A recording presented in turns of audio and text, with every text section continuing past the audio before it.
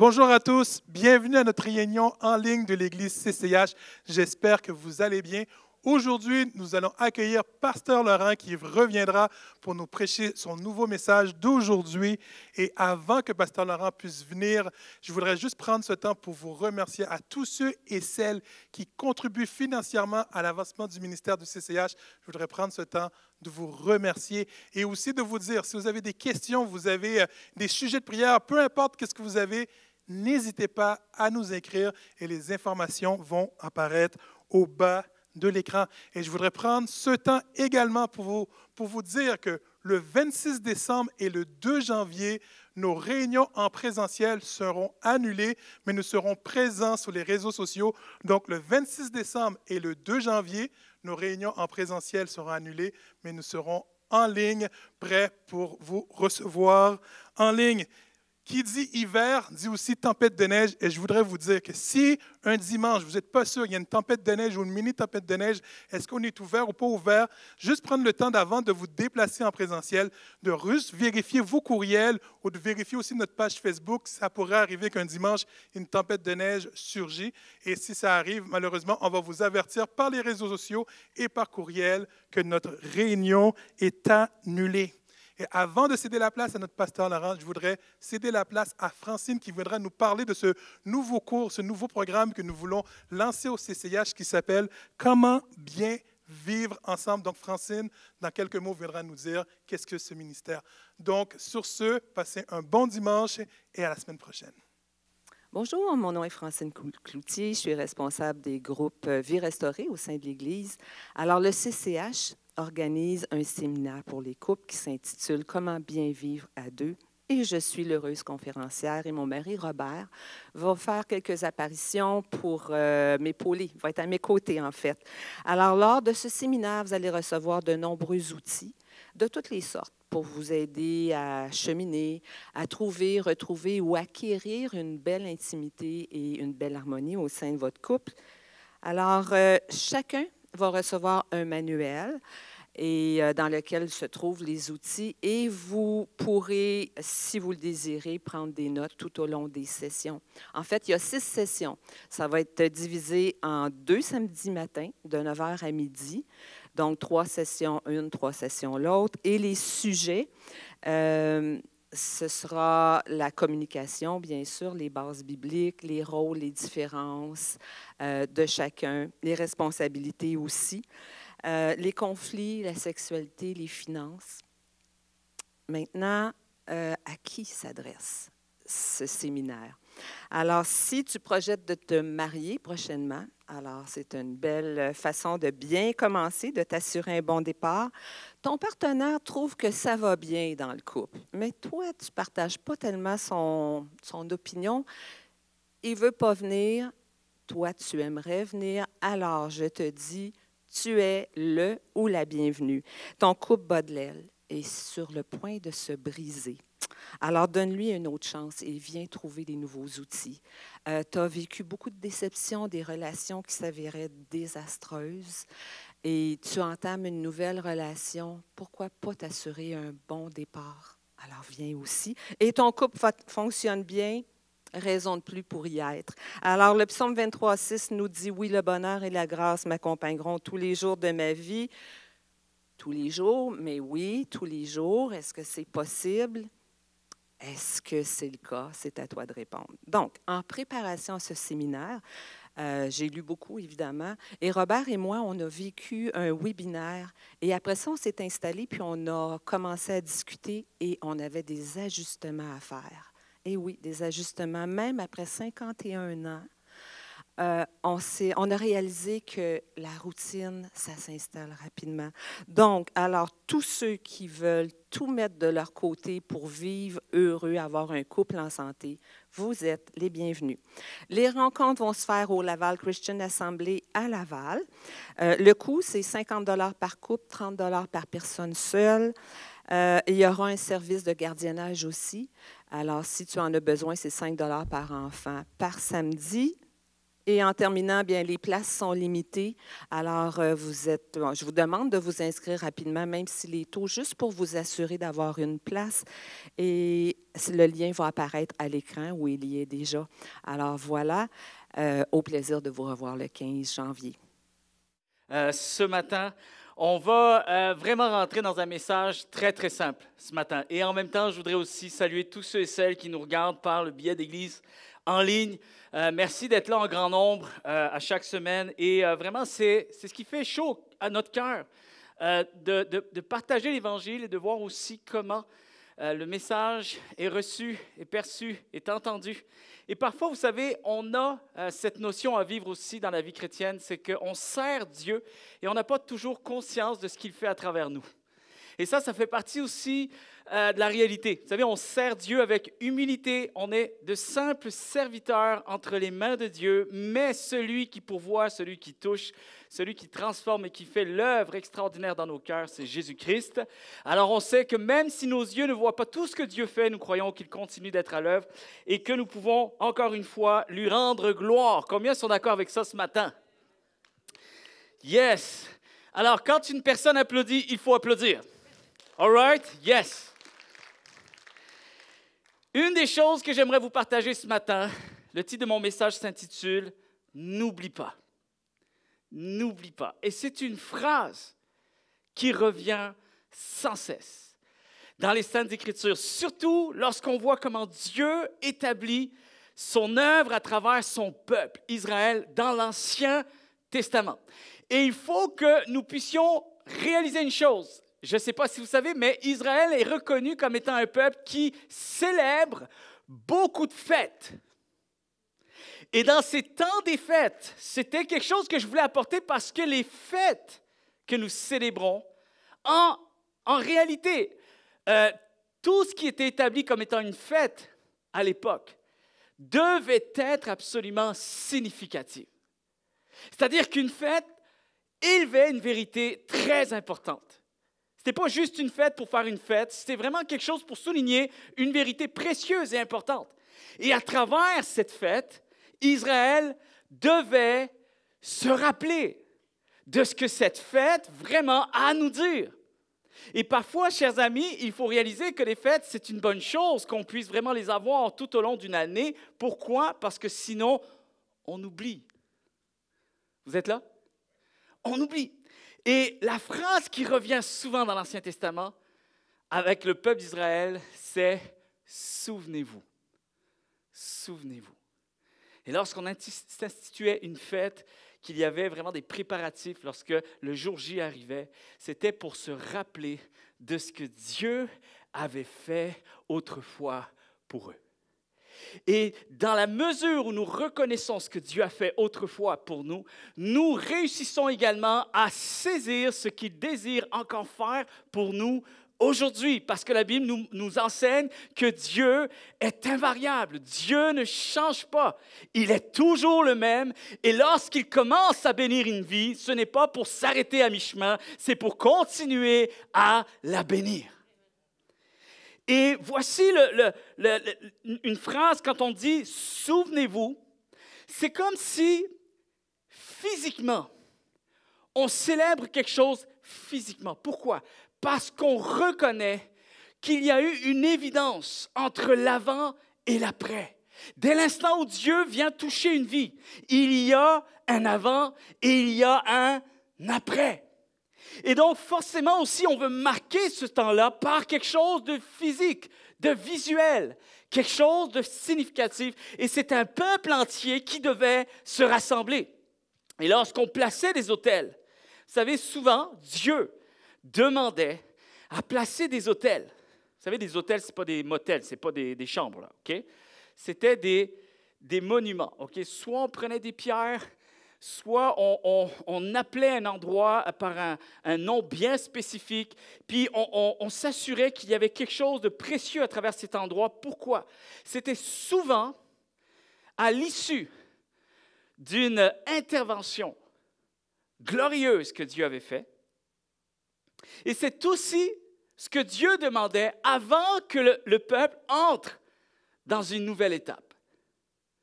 Et lorsqu'on instituait parfois un moment avec des pierres, toutes sortes de choses qui pouvaient se passer, des autels, parfois c'était des sacrifices qui étaient offerts, bref, tout ce qui était fait, c'était pour que Dieu enseigne quelque chose de précieux. Et dans la mesure où Israël reconnaissait à quel point Dieu a été fidèle jusqu'à maintenant, cet autel devait aussi rappeler à Israël que pour tout ce qui va suivre, je continue à être votre Dieu. Je continue à être présent avec vous.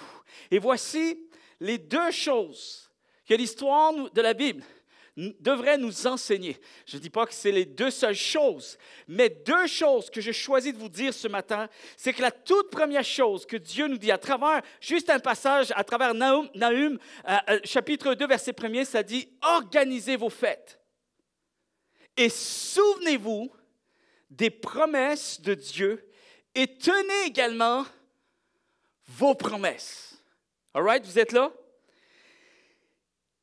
Il y a quelque chose de précieux, c'est de considérer, souvenez-vous que j'ai fait ce que j'ai dit que j'allais faire avec vous. Souvenez-vous. Et la deuxième partie de cette préparatif de fête, c'était aussi d'entrer nous aussi dans l'équation de cette vérité.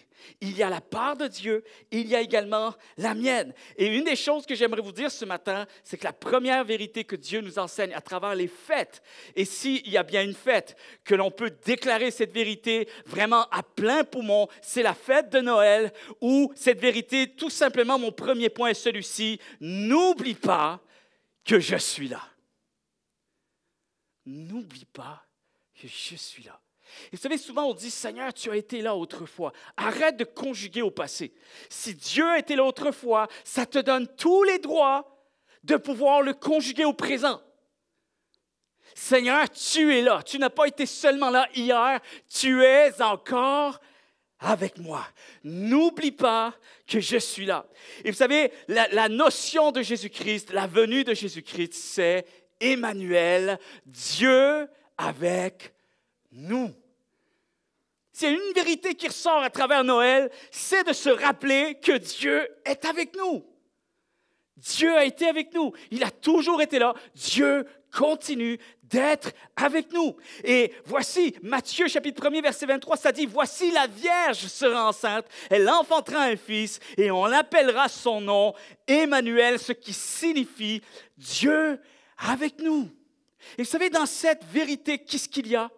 Il y a la notion du repos de Dieu. Venez à moi, vous tous, qui êtes fatigués et chargés, et je vous donnerai du repos. Pourquoi la présence de Dieu est si précieuse pour nous? Pour que nous puissions expérimenter le repos de Dieu pour notre âme. Amen. Voici ici la notion du sabbat. Dans l'Ancien Testament, à chaque fois qu'Israël devait célébrer une fête, vous savez ce qui se passait cette journée-là? Il n'y avait pas de travail. Allô? Quand tu fêtais une vérité de Dieu, tu t'arrêtes pour l'apprécier. Tu t'arrêtes pour t'en souvenir. Tu t'arrêtes pour permettre à cette vérité de faire encore un tour en toi, de continuer à faire du chemin. Et souvent, excusez-moi du terme, c'est presque une absurdité d'espérer expérimenter l'épanouissement avec Dieu et courir dans tous les sens. Le repos, c'est le repos. Le travail, c'est le travail. On ne peut pas mélanger ces deux choses ensemble.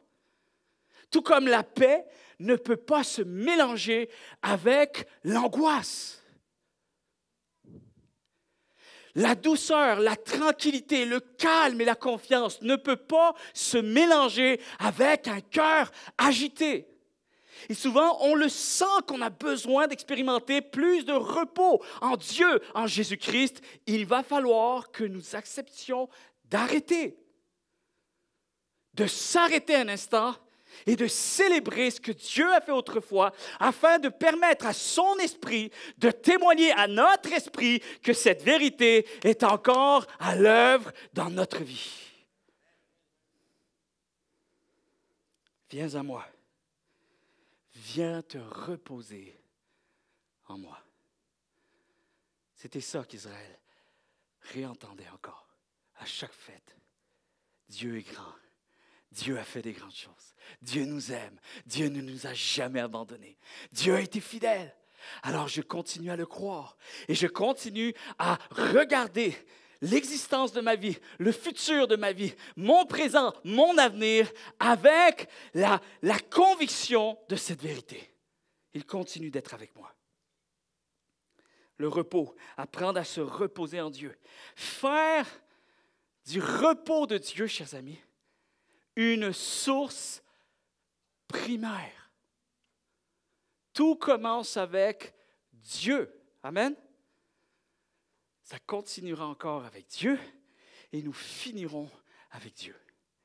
Le repos de Dieu, remettre nos perspectives, alignées avec le cœur de Dieu, demeure et doit demeurer une source primaire.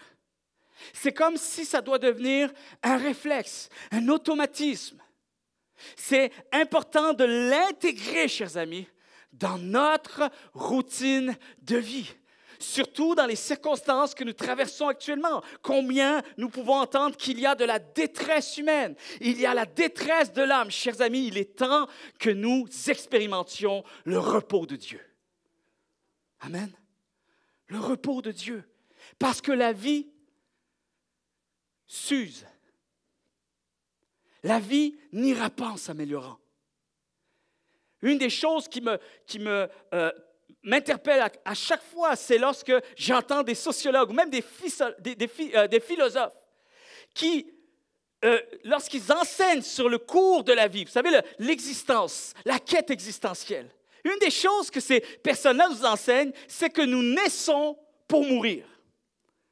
Ça, c'est super encourageant, mais vraiment. Et sur le coup, tu n'as pas envie de rester. Vous savez, les cours de philosophie, c'est les cours les plus plates que j'ai pu avoir quand j'étais plus jeune. Mais, à partir de 30 ans, 35 ans, 40 ans, tout à coup, je me suis rappelé des trésors qu'on m'a enseignés. Parce que c'est quand on fait face à une vérité qu'on doit absolument trouver le moyen de traverser cette vérité. Comment trouver espoir dans quelque chose qui finit sans cesse? Chaque jour de notre vie nous rappelle que notre vie va finir.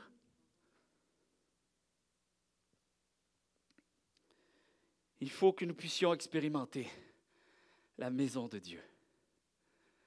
Ma maison sera appelée une maison de prière. Tout ce que nous faisons, tout ce que nous partageons, tout ce que nous essayons d'accomplir pour Dieu, la seule chose que nous enseignons, la seule chose que nous voulons que les gens expérimentent, saisissent du plus profond de leur cœur, c'est que Dieu devienne le repos de leur âme. Amen. Que Dieu devienne ta maison de prière. Ton refuge, ta bergerie, l'endroit où tu reviens quand tu as besoin d'être renouvelé, quand tu as besoin d'être fortifié, quand tu as besoin de rafraîchir tes idées, lorsque tu as besoin d'être tout simplement remis en perspective. Tu as besoin de revenir à l'essentiel, de te souvenir qui tu es vraiment. Et que ce ne sont pas les circonstances de la vie qui te définissent ou qui définissent ta valeur. C'est celui qui t'a créé qui doit te parler en tout premier lieu. Il y a un jeu qu'on jouait lorsqu'on était jeunes. Nous, ça s'appelait, vous, c'est la tag. Nous, ça s'appelait trap-trap. C'est bizarre. Tu sais, maintenant qu'aujourd'hui, je suis au Québec, je dis trap-trap. Tu sais, mon frère me dit, tu te souviens quand on jouait à trap-trap? Tag, c'est mieux. Jouer à la tag, c'est plus joli, c'est plus raffiné, ça passe mieux. Mais on jouait à la tag, trap-trap. Et avant de faire quoi que ce soit, les règles du jeu, c'est qu'il y a une équipe qui court pour attraper une autre équipe. All right? Donc, c'est du sport. En fait, trap-trap, c'est un sport. On court. Mais on prenait nos manteaux. Et avec nos manteaux, nos sacs d'école, on créait un cercle. Et on appelait ça, cet endroit, maison, repos, pause. Il y avait toutes sortes de noms, mais le plus commun qu'on utilisait, c'est maison, sauver. Alors, on faisait un tour, et lorsqu'on partait, alors, une équipe qui était là, il y avait tous ceux qui devaient nous attraper, et la cour était grande, la cour d'école était grande. Et là, on essaye d'imaginer un peu notre stratégie. Moi, je vais choisir de partir vers la droite, puis je vais aller derrière la petite cabane, l'arbre ici. Et là, tu te fais un plan, et tu fais ton tour de course. Et on part. Et là, tu as des poursuivants en arrière de toi, et toute l'adrénaline commence à monter. Vous avez déjà joué à ça? Et là, tu capotes comme si tu allais mourir. Et tu cours, tu cries. Tu sais, t'es là, puis tu as toutes sortes d'émotions que tu vis. Et là, tu sens que pendant que tu cours, tu sens que tes forces faiblissent et qu'il est temps de se projeter pour revenir à la maison. Sinon, tu vas être disqualifié. Et c'est fou le bien-être que l'on pouvait vivre lorsque on traversait juste le champ de manteau d'école, jusqu'on rentrait à l'intérieur. Et là, c'était très important de dire « maison sauvée ». Et la personne, même si elle était sur le point de m'attraper, juste, elle ne pouvait pas rentrer dans cette délimitation-là. Et là, tu dis « pas content ». Et ce qui est incroyable avec ce jeu aujourd'hui, je réalise, mais c'est tellement ça, l'analogie que l'on peut faire dans la course de la vie. Il faut que tu aies une maison. Tu ne peux pas juste courir continuellement par tes propres forces. Il faut que tu aies un moment de refuge qui te permette de retrouver ton souffle. Là, tout d'un coup, tu dis, j'y retourne plus. J'y retourne plus, c'est bon, allez, c'est fini, j'ai fait mon tour. Tu penses que c'est fini, tu penses que tu as tout donné. Et juste après 5-10 minutes, tu as le goût d'y retourner. Et là, tu dis, OK, tu retrouves tes forces, là, tu retrouves tes pensées, tu te recrées une stratégie. Et là, tu dis, OK, je retourne. Et là, tu vas essayer de surprendre ton adversaire. Et tout d'un coup, je réalise une chose. Pourquoi j'ai le goût de retourner alors quand je suis arrivé, je ne voulais plus y aller? Pourquoi? Parce que tu t'es reposé dans la maison. Et expérimenter la maison de Dieu, chers amis. Vous savez ce que ça fait? C'est important parce que c'est là que Dieu renouvelle tes pensées. C'est là que Dieu renouvelle ta vision. Il te redonne de la foi. Tu te remets à croire pour des choses que tu ne croyais plus, ne serait-ce que juste la veille. Et c'est fou comment ça peut être tellement impressionnant, la rapidité avec laquelle Dieu peut nous relever. Dieu peut nous restaurer. C'est assez exceptionnel. C'est un endroit, chers amis, d'immunité. C'est un endroit où tu peux dire tout ce que tu veux. Tu peux rester le temps que tu veux. Tu peux déverser ton cœur tant que tu veux parce que c'est un endroit qui est le tien. Dieu a créé cet endroit afin que tu sois protégé de tout.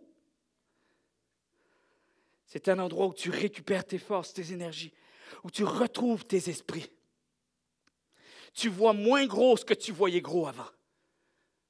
Tu vois moins sombre. Tes pensées s'éclaircissent, elles deviennent plus belles. Tu as le pouvoir, tu retrouves le pouvoir, l'énergie, le goût de repartir à nouveau. Un nouvel élan.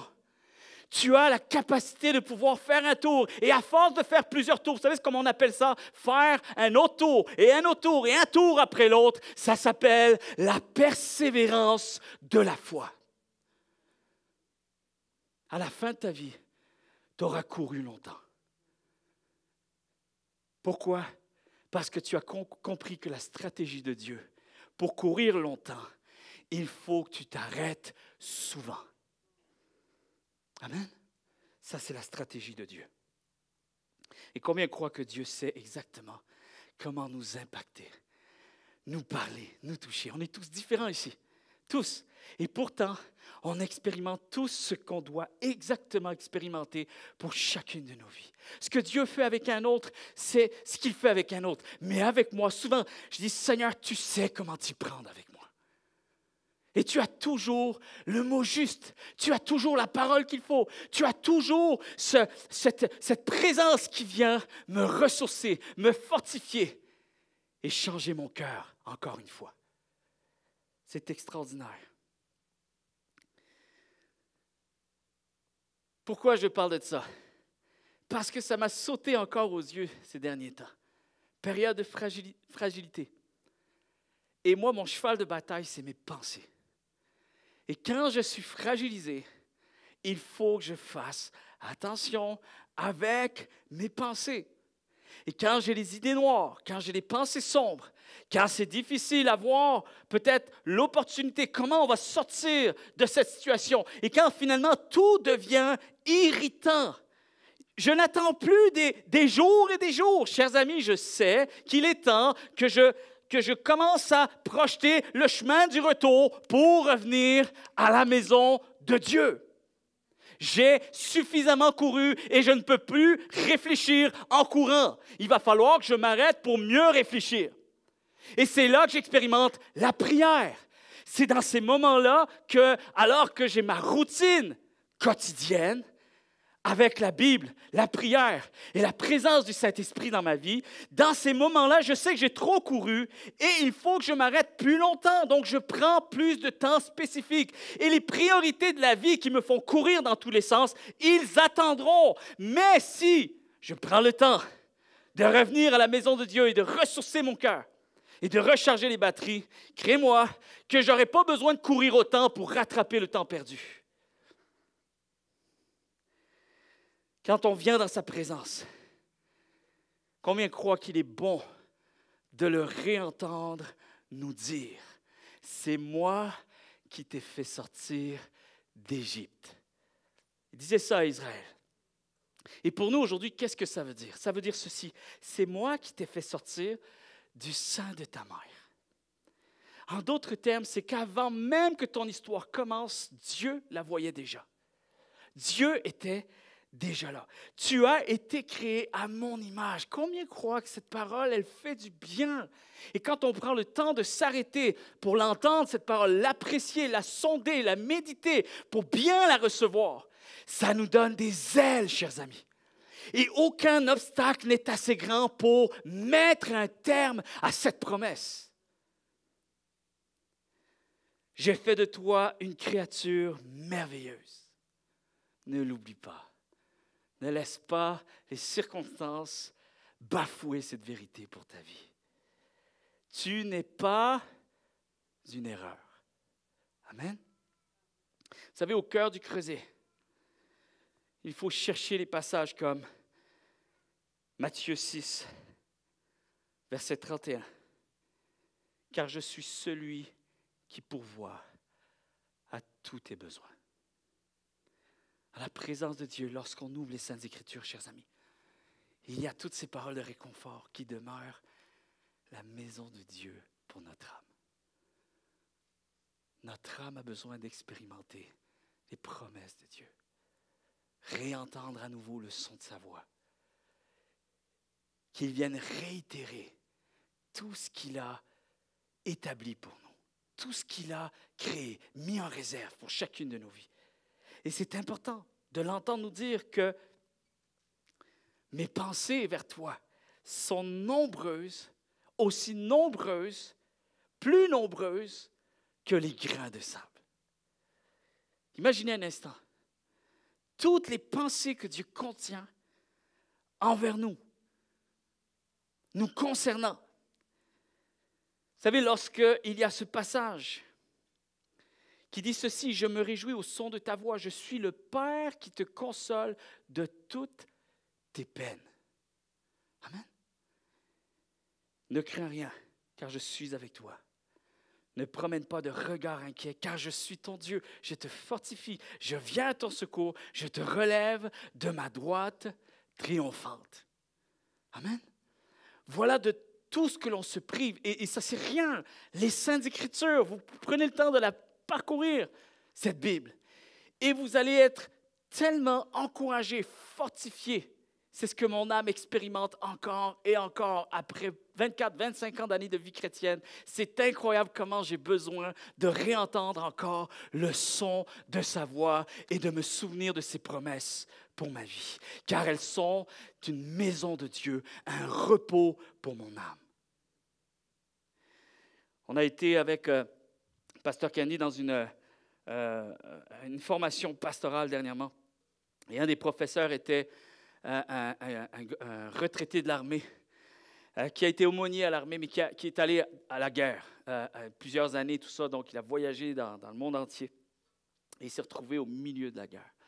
Et une des choses qu'il nous partageait, c'est qu'il y a une stratégie qui existe pour pouvoir soutirer vraiment la moindre information qu'on a besoin d'avoir à travers un prisonnier de guerre. Lorsqu'un soldat se fait prendre, il est prisonnier et que le camp ennemi a besoin d'avoir des informations précieuses.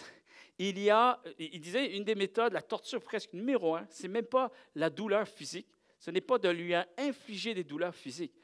Tout simplement, c'est de lui enlever le sommeil.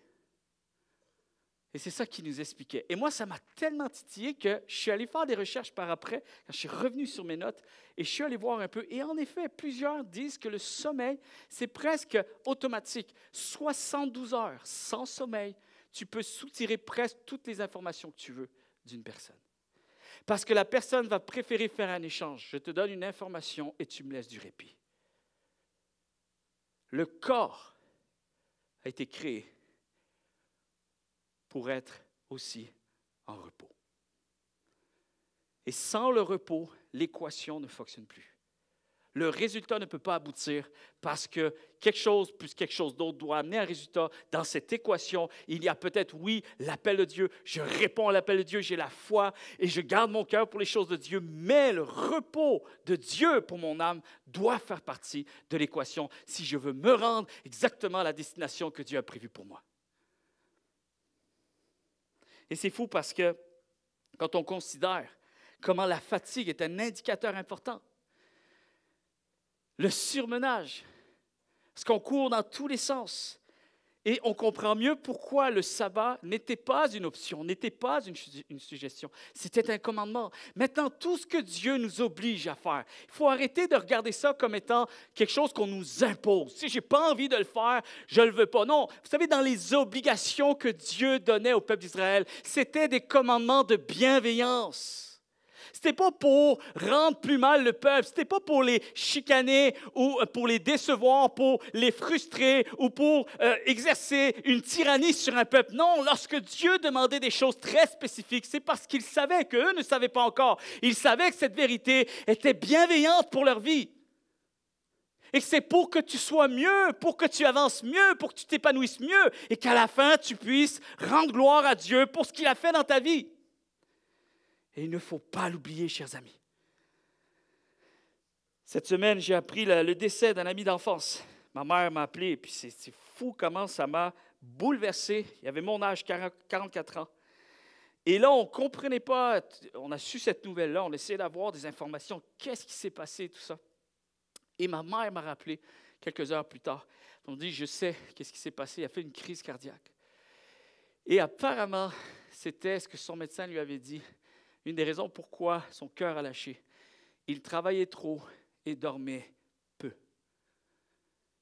Il courait. Il avait fait de sa vie une course, mais il avait oublié de s'arrêter et d'intégrer dans l'équation de la course de sa vie le repos. Et autant qu'il y a une analogie à faire avec le corps, autant spirituellement, chers amis, c'est la même chose. On pète aux frettes si on ne s'arrête pas.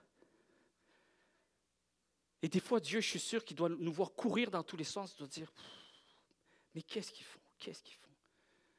Et il voudrait nous parler. Il voudrait nous conseiller des choses. Il voudrait entreprendre des choses plus précieuses, plus profondes, juste nous ramener un peu dans le bon chemin, juste changer un peu la trajectoire. Mais on refuse. Pourquoi? Parce qu'on pense qu'il faut impressionner Dieu, il faut impressionner les gens, il faut faire pour vivre la foi. Non, arrêtez avec cette mentalité. Ce que nous parviendrons à faire sera lié à la mesure de ce que nous allons parvenir à expérimenter seul à seul avec Dieu. Amen. Et c'est très important. C'est pour ça que Jésus envoyait les disciples 2 par 2. 2 par 2. On est 2 et c'est mieux. Vous savez, des fois, Dieu, à travers ce passage, pourrait nous dire, n'oublie pas, on est deux dans l'histoire. Et pourquoi deux? Parce que leur épanouissement et leur persévérance spirituelle en dépendaient. Tu ne peux pas être toujours fort. Tu ne peux pas être toujours dans les bonnes saisons. Tu ne peux pas toujours être parfait. Tu ne peux pas toujours tout réussir. Et parfois, il est bon même que tu sois bousculé dans tes imperfections à toi.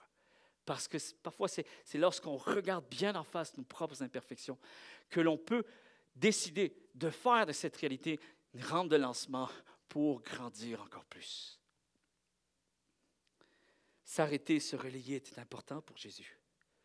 Alors, il envoyait ses disciples deux par deux pour ne pas porter tout seul.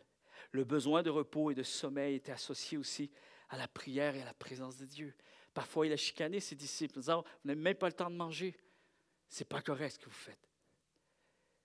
Et il fallait qu'ils pensent à ressourcer leur univers intérieur, de venir se réfugier en lui pour retrouver leurs esprits, recadrer nos pensées, retrouver un sens à nos perspectives, ne pas sombrer dans le tourbillon d'activisme, l'agitation, le découragement, la fatigue, la perte de vision, la foi affaiblie, et de pouvoir justement rester vigilant, veiller face aux pièges de l'ennemi, aux tentations et à tout ce qui nous entoure. Alors n'oublie pas qu'on est deux. C'est dans cette vérité que Dieu veut parler ce matin. N'oublie pas que je suis là, n'oublie pas qu'on est deux dans l'histoire. N'oublie pas que je suis là pour te parler à nouveau, afin que tu entendes ma voix à nouveau. Reviens dans le silence de ma présence. Remets de l'ordre dans tes pensées. Calmer les tempêtes. En passant, les tempêtes ne sont pas juste extérieures, elles sont aussi à l'intérieur de nous. Et parfois, Dieu a besoin, il n'y a pas de tempête à l'extérieur. Elle est à l'intérieur de toi. C'est juste que tu penses qu'elle est à l'extérieur. Mais en réalité, elle est plus présente à l'intérieur de toi. Et ce que je veux, c'est que tu viennes dans le silence de ma présence afin que je puisse calmer les tempêtes qu'il y a dans tes esprits. Te donner de nouvelles forces. Te rappeler mes promesses et mes plans, te réconforter, te fortifier, te redonner du courage et te rappeler surtout qui tu es en Jésus-Christ. Et la deuxième chose, et je termine avec ce point, n'oublie pas, écoutez bien ceci. Les fêtes étaient là pour rappeler une chose à Israël, pour nous rappeler à nous quelque chose de très important. N'oublie pas que j'ai toujours été là. Et là, on pourrait dire, ça me fait encore du bien. Non, là, ça se peut que je vienne vous défier un peu avec cette vérité. Ce n'est pas dans ce sens-là que je veux vous le dire. Mais en même temps, c'est une vérité qui nous fera ressortir avec beaucoup de réconfort et beaucoup d'assurance. Quand Dieu dit « J'étais là avant toi », je suis là depuis le début. Excusez-moi de vous dire ceci, mais Dieu nous dit, et Dieu parfois a besoin de nous rappeler, « Je suis là même sans toi ». Je pense que vous comprenez le défi là-dedans. Et quand on songe à notre témoignage personnel, chers amis, nous devons non seulement voir ce qui s'est passé avant et après notre rencontre avec Dieu, mais nous devons surtout voir un Dieu qui a été constamment à l'œuvre avant même que nous en soyons conscients. Conscient ou pas, Dieu, lui, est pleinement conscient de la création de notre vie. Conscient ou pas, Dieu continue d'être à l'œuvre. Amen. Et c'est ça la beauté aussi, c'est qu'il faut apprendre à se reposer dans cette vérité. Oui, c'est une vérité qui peut nous défier, parce que c'est vrai qu'on a besoin d'apprendre à marcher avec plus d'humilité et de reconnaître finalement qui on est, qui est Dieu, mais qui je suis moi dans l'histoire. Mais en même temps, lorsque je traverse cette vérité, elle a le pouvoir de m'encourager. Elle a le pouvoir de me fortifier justement pour apprendre à compter sur lui et qu'il sera toujours celui qui m'a précédé dans l'histoire. Tu n'étais pas là, que j'étais déjà là. Ça, c'est des phrases que moi, je les écris dans mes temps de dévotion et je les lis. Parfois, je les lis à voix haute pour que mon âme le prenne conscience encore plus. Tu ne pensais pas à moi que moi, je pensais déjà à toi. Et le jour de ma naissance, chers amis, Peut-être que le jour de notre naissance ressemblait à un jour tout à fait ordinaire. Et peut-être que dans l'ensemble de tout ce monde qui existe, dans l'univers, dans ce monde, peut-être qu'on se considère comme étant juste une vie parmi tant d'autres, une vie très ordinaire, très insignifiante, sauf que ma vie, peut-être ma naissance, moi je la vois comme quelque chose d'ordinaire, mais pas pour la composante invisible de l'intervention de Dieu. Dieu est toujours là. Et Dieu a toujours un but. Dieu a toujours une œuvre. Dieu a toujours un plan. Et Dieu est toujours celui qui nous précède. Et il sera là même après, une fois que nous ne serons plus là. Alors, je ne suis pas là par inadvertance, de manière anodine. Je ne suis pas là par hasard. Je ne suis pas arrivé là par hasard. Dieu a précédé mes événements. Amen. Je n'ai pas attendu que tu existes pour exister. Une autre phrase. Allez, j'y vais. Vous êtes prêts? Je n'ai pas besoin de toi. Laisse-la faire son chemin dans ton esprit, cette pensée. Je n'ai pas besoin de toi. Jean 15, verset 5 nous dit, sans Dieu, nous ne pouvons rien faire du tout. Vous connaissez cette phrase? Et ça, c'est, pour ceux qui me connaissent, je sais que je radote tout le temps ça. C'est pas grave. Je vais le radoter encore. Mais dans ma Bible à moi, lorsque je lis Jean 15, 5, moi, j'ai rajouté quelque chose à ce verset. Sans Dieu, nous ne pouvons rien faire du tout. Et juste en dessous, j'ai écrit, oui, mais sans nous, Dieu peut tout quand même.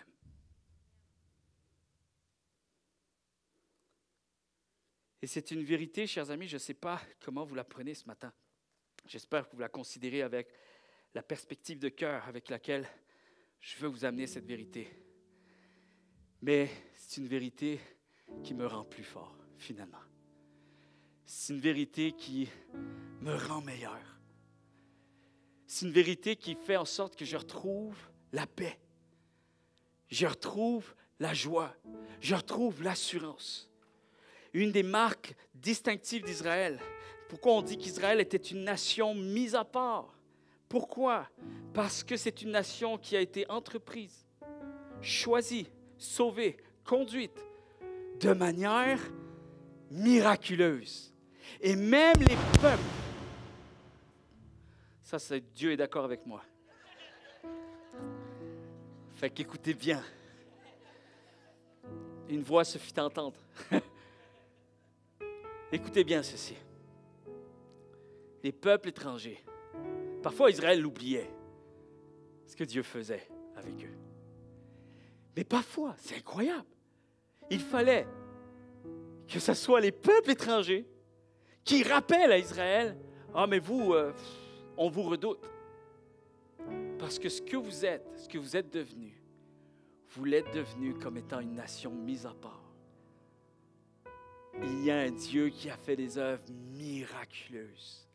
C'était parfois le peuple ennemi qui était obligé de rappeler à Israël comment ils ont été sortis d'Égypte et qui inspirait la terreur, qui inspirait la peur des autres ennemis. Tellement qu'ils étaient impressionnés de ce peuple. La marque distinctive, chers amis, c'était le miraculeux de Dieu. Et quand Dieu a demandé à Israël de se préparer à rentrer dans la terre promise, dans Deutéronome chapitre 6 au verset 10, je vais juste vous lancer quelques phrases, je ne vais pas le lire au complet, mais lorsque Dieu leur a parlé, il a mentionné tout simplement, c'est comme Moïse qui avertissait Israël. Lorsque Dieu vous aura conduit dans le pays qu'il vous donne, souvenez-vous, écoutez bien, souvenez-vous surtout, tout le restant de votre vie, vous devez vivre avec cette vérité. Parce que c'est cette vérité qui vous rendra fort. C'est cette vérité qui vous redonnera de la foi, du courage. Et toutes vos victoires, elles pourront être acquises uniquement au travers de cette vérité. N'oubliez pas, souvenez-vous, toutes ces grandes villes, ces belles et grandes villes que vous avez trouvées, que vous n'avez jamais bâties. Vous y trouverez de grandes et de belles villes que vous n'avez pas bâties. C'est un don de Dieu. Des maisons pleines de toutes sortes de richesses que vous n'avez pas amassées, ne l'oubliez jamais. Des puits que vous n'avez jamais creusés. Et des vignes et des oliviers que vous n'avez pas plantés. Et c'est là, à ce moment-là, que Dieu voulait qu'Israël entre dans sa nouvelle destinée. Marchez maintenant avec cette vérité, à la lumière de cette vérité. Je suis votre Dieu qui vous a fait sortir d'Égypte par mes œuvres miraculeuses, par mon initiative, parce que je vous aime, pas parce que vous m'impressionniez, pas parce que vous étiez meilleur que d'autres, non, juste parce que j'ai choisi de vous aimer. J'ai choisi de vous bénir. Quand on dit que l'humilité précède la gloire, chers amis, ce n'est pas l'humilité en tant que telle humaine. Il faut arrêter de se tromper avec les composantes de l'homme et les composantes de Dieu. L'humilité précède la gloire. L'humilité de sa grâce, c'est de continuellement marcher dans l'humilité de sa grâce. Et c'est ce qui va faire que tu vas être plus fort, plus rayonnant. Ça va devenir ta gloire. La grâce de Dieu devient ta gloire. Est-ce que vous êtes là ce matin? Christ est mort pour nous alors que nous étions encore pécheurs. Souvenez-vous que je n'ai pas eu besoin de vous, mais plutôt, c'est vous qui avez eu besoin de moi. Si réussir notre vie avait dépendu de nous, chers amis, nous serions encore loin de Dieu. Combien le croient? C'est Dieu qui s'est approché de nous. Et lorsque Dieu nous a choisis, il ne l'a pas fait avec désespoir. Ça, c'est souvent, je le répète, mais réalisons-le, ne l'oublions jamais. Dieu n'a jamais fait les choses par désespoir. Dieu est au contrôle de toutes choses depuis toujours. Il n'a pas attendu que nous existions pour qu'il retrouve le plein contrôle. Non, chers amis, Dieu pourrait très bien se passer de nous, vous savez, mais il nous permet de le rejoindre en ayant en vue notre bien.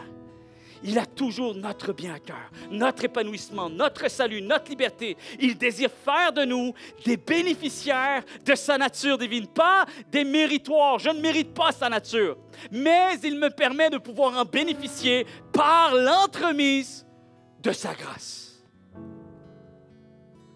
En d'autres termes, il nous bénit. Quand il nous dit « Je n'ai pas attendu que tu existes pour exister », prenons cette parole comme étant une bénédiction. Une bénédiction. Relève la tête. Continue à regarder bien devant toi, car ta vie n'est pas finie. Dieu n'a pas dit son dernier mot. Dieu sait ce qu'il fait avec toi. Il nous révèle, chers amis, que nous pouvons compter sur lui. Tout ce que nous pouvons devenir en lui. Nos combats et nos luttes ne signifient pas forcément, chers amis, que nous sommes loin de Dieu. Parfois, c'est lorsque nous luttons le plus que nous sommes en réalité le plus proche de lui. Parce qu'il y a toute cette composante de pouvoir venir s'abandonner à sa grâce. Et encore une fois, sa grâce devient notre gloire. Parce qu'il se révèle comme étant le glorieux, celui qui prend soin de nous au-delà de toutes nos incapacités. Chers amis, j'aimerais que ce matin, nous puissions saisir à travers ces fêtes, ces temps des fêtes, qu'il y a une fête à célébrer. Jésus-Christ est avec nous. Emmanuel est avec nous. Et à travers Jésus-Christ, c'est le ciel tout entier qui est avec nous. Dieu est avec moi. Je le déclare ce matin. Dieu est avec moi. Et Dieu a toujours été là. C'est son choix qu'il soit avec moi. Ce n'est pas moi qui ai orchestré quoi que ce soit, qui ai pu tout simplement influencer quoi que ce soit. Non, de son plein gré, de son propre chef. Il était là avant moi et il continue d'être avec moi. J'aimerais ce matin que nous puissions déclarer à notre âme ceci. Tu sais quand je marche et quand je me couche, et tous mes chemins te sont familiers. Tu m'entoures totalement et continuellement. Vous savez, je suis quelqu'un de très pudique. Et dans mes temps de prière avec Dieu, souvent j'ai besoin d'être plus silencieux. Moi, je suis comme ça. Et pourtant, vous dites, ah oui, c'est bizarre parce que tu es très intense quand tu parles aux gens, mais je suis un faux extraverti. Ça, ce que vous ne savez pas, je vous fais une confidence, peut-être vous allez m'aimer moins, mais ce n'est pas grave, je vais vous décevoir. Mais je suis un faux extraverti. Toutes mes énergies, je les récupère seul à seul. Souvent avec Dieu, tout seul avec moi-même. Et je suis quelqu'un qui aime être silencieux, tranquille. Peut-être pour ça, après, que j'ai besoin de lâcher un peu le méchant. Mais une des choses, c'est que parfois, je vais au-delà de ma personnalité parce que je sais que c'est une vérité importante. Je vais déclarer des vérités. Je vais les affirmer. Tout comme David a même parlé à son âme. Ô mon âme, ô mon âme, souviens-toi de Dieu. Il donnait l'ordre à son âme de se rappeler de Dieu. Et une des choses que je fais, c'est que je prends les Saintes Écritures, j'ouvre la Bible, je marche dans mon salon et je dis à voix haute ce que Dieu déclare sur moi.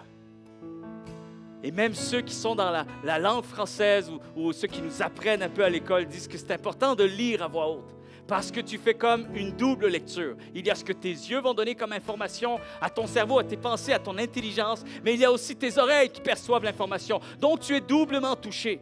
Et parfois, c'est tellement dur, c'est tellement sombre dans mes pensées que je dois me faire violence. Et je dois rappeler à mon âme, non, oh, tu n'iras pas plus loin. On laisse faire la personnalité. On laisse faire le petit introverti. On laisse faire ça.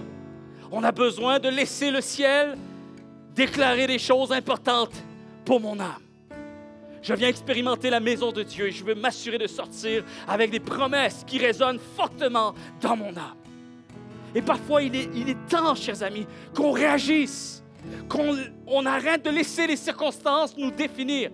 Il faut que nous sortions de cette impasse et que nous apprenions à venir nous emparer des promesses de Dieu comme des violents, comme des déterminés, des gens passionnés. Je refuse. Il est hors de question que je diminue ma marche. Je viens chercher auprès du refuge de Dieu ce que mon âme a besoin d'expérimenter. Tu mets ta main sur moi. Où pourrais-je fuir hors de ta présence? Vous savez quoi? Alors que vous restez assis, je ne vais pas demander à personne de se lever ce matin. Juste si on peut fermer nos yeux et de pouvoir déclarer ceci ensemble. Seigneur, tu sais quand je marche et quand je me couche. Est-ce qu'on peut le déclarer? Et tous mes chemins te sont familiers. Tu m'entoures totalement et continuellement. Tu mets ta main sur moi. Où pourrais-je fuir hors de ta présence? Là aussi, ta main me trouvera et me dirigera. Ton bras me tiendra, déclarez-le. Je n'étais alors qu'une masse informe que tes yeux me voyaient déjà. Devant toi étaient déjà tous inscrits les jours que tu m'avais destinés, alors qu'aucun d'eux n'existait encore. On est allé rejoindre David, chers amis. Alors qu'on a déclaré ça, on est allé le rejoindre dans un temps de prière que lui a passé il y a des milliers d'années en arrière. Et lorsque son âme s'est affaiblie, lorsque ses pensées sont devenues sombres, il a eu besoin de revenir dans la présence de Dieu et de déclarer ses vérités. Alléluia. Alléluia. Seigneur, nous voulons nous tenir devant toi, comme tout simplement en prière devant toi. Seigneur, je réalise que tu es présent. Et Seigneur, je viens devant toi avec cet élan de cœur qui vient expérimenter la présence de Dieu, le refuge de Dieu. Seigneur, apprends-nous à marcher avec humilité devant toi, mais cette humilité qui nous permettra de pouvoir saisir ta gloire et qui, par la suite, finira par devenir notre gloire, notre force, notre rayonnement, notre témoignage. Seigneur, on a besoin de réaliser dans ces temps des fêtes, Seigneur, ce ne sont pas les cadeaux, ce n'est pas tout ce qui est autour d'une culture qui est important, Seigneur Jésus. Mais c'est au cœur de cette fête, Seigneur, il y a Jésus-Christ. Il y a toi qui nous déclare ce matin que tu es avec nous, que tu as toujours été là. Et que, Seigneur, tu désires faire de notre vie un témoignage pour ta gloire.